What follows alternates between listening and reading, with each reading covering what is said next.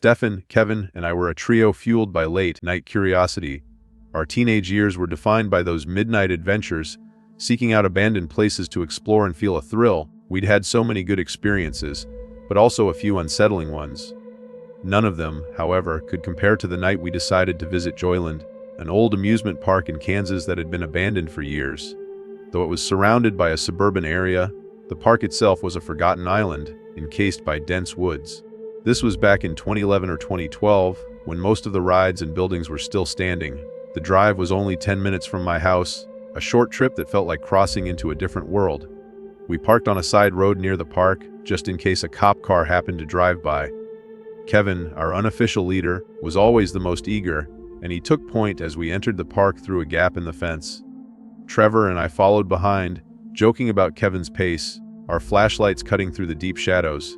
We kept our voices low, never knowing if a security guard might still patrol the grounds. The scene was exactly what you'd expect. The air was thick with the scent of decay and rust. Empty carnival shacks that once held concession stands and games were now just trashed shells, littered with broken bottles and beer cans, their walls covered in layers of graffiti. The silence was broken only by the chirping of crickets and the rustle of leaves, a stark contrast to the distant, muffled sounds of suburbia.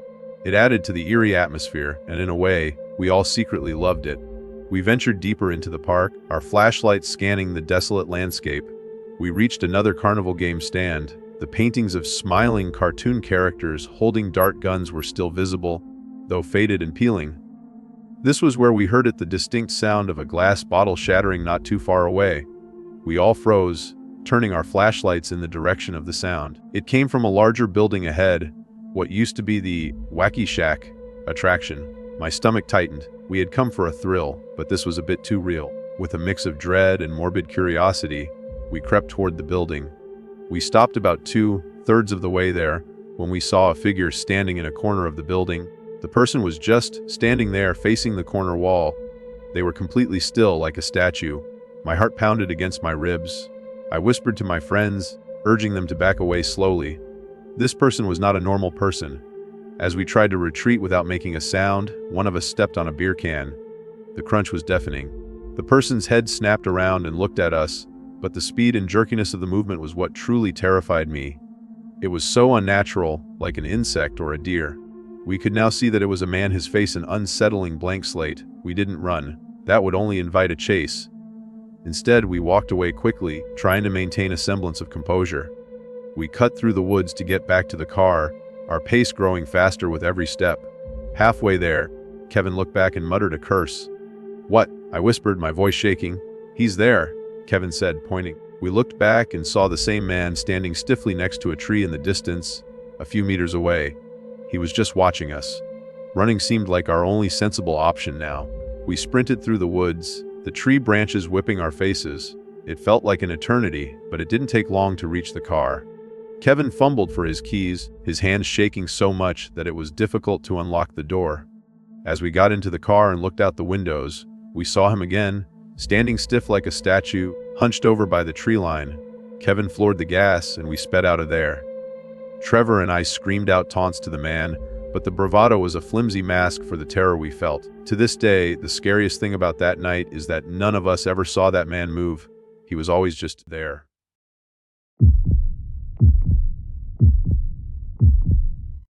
Taking my family on a road trip to South Florida was an adventure I had looked forward to. But after 2 days of driving, I could tell my kids were getting restless. The back seat was a battlefield of squabbling and boredom.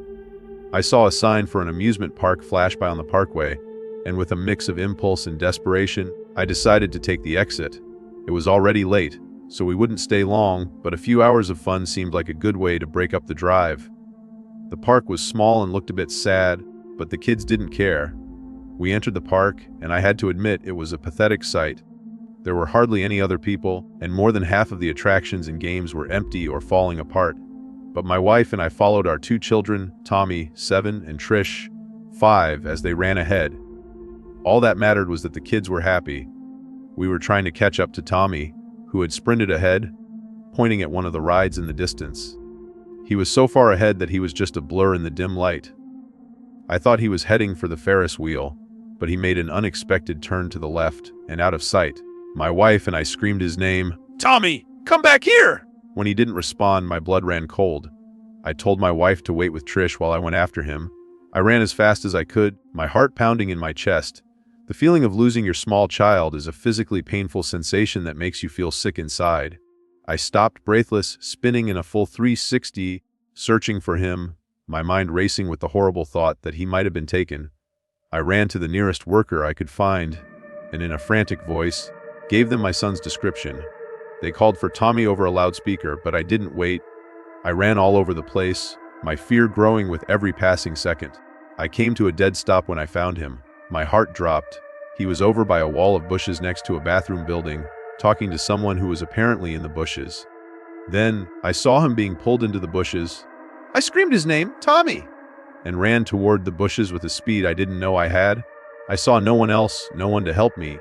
I got to the bushes and pushed my way through, hearing Tommy's voice but not the other person's. I saw Tommy being pulled further into the bushes, but I couldn't see by who. I grabbed him and pulled him back, but I felt another hand on the other side of another layer of bushes, pulling him in that direction. After a tense few seconds, whatever it was let go, and I pulled Tommy into my arms. I told him to stay put as I pushed my way through more bushes to a small clearing. There was no one in sight. I had no idea how whoever it was could have gotten away so quickly. I took Tommy back to the main area of the park and knelt down, putting my hands on his shoulders and shaking him gently. "Who were you talking to?" I asked, my voice shaky. He looked up at me with innocent eyes and said he was following a man named George. "He was a lot older than me," Tommy said. I took him to the front entrance of the park and had him describe George to the workers. They promised to keep a lookout for him, and we promptly left the park. We went straight to a hotel, and the rest of our trip was normal. But the incident still haunts me. I still can't shake the feeling of that other hand pulling on my son.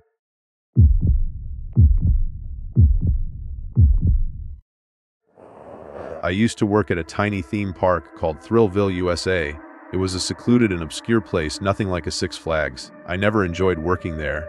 My shifts were always different, and the park attracted an insane amount of weirdos. The park officially closed in 2007, and I moved from one low-paying job to another in that sleepy town. Then, one cloudy evening in 2009, I had a strange impulse to go back and see what had become of Thrillville. It had been shut down and abandoned for 2 years, and the thought of exploring it was too tempting to resist. I pulled into the empty parking lot. The grass around the park was overgrown, and the breeze made the tall blades sway, signaling an incoming storm. Sneaking in was easy, there was no fence. It was clear that some things had already been torn down, but most of the buildings and rides were still standing, looking even more desolate and creepy. I felt the first tiny rain droplets, but I was dressed for it and didn't care. I began walking around, my camera in hand. For a few months, I had been into photography, and the abandoned park seemed like the perfect subject. The sight of the defunct roller coaster and the old yellow slide, now covered in mud stains, was eerie. The buildings, like the bathrooms and the main office, looked like skeletons in the fading light. As I was walking, I heard a scutter behind me. I couldn't tell if it was an animal or a person, but something was definitely there. I didn't see anything, so I chose to ignore it and pressed on. I decided to start with the bathrooms, for some reason. I stepped into the men's side, which was pitch black inside. The lights no longer worked, so I had to turn on the flash on my camera to see. It was like a scene from a horror movie. I took a picture of the sink and then the mirror, the camera flash illuminating the room in a blinding burst. Then I heard the slightest little ting sound coming from the side of the bathroom where the stalls were. "Someone in here?" I called out, my voice echoing in the empty room. There were 2 stalls. I went to the first one and pushed the door open slowly. I aimed my camera into the stall and took a picture. The flash revealed nothing but a toilet. I moved on to the next stall. I was hesitant, but I finally drew up the nerve to take the picture. I pressed the button, and the camera light flashed, and in that brief moment of light, I saw a tall figure looming down at me. I screamed, slammed the stall door shut, and ran back outside to my car. When I got in my car, I checked the picture I had just taken. The image showed a figure, probably 6'3", standing in front of the toilet, but for some reason the face was blurry.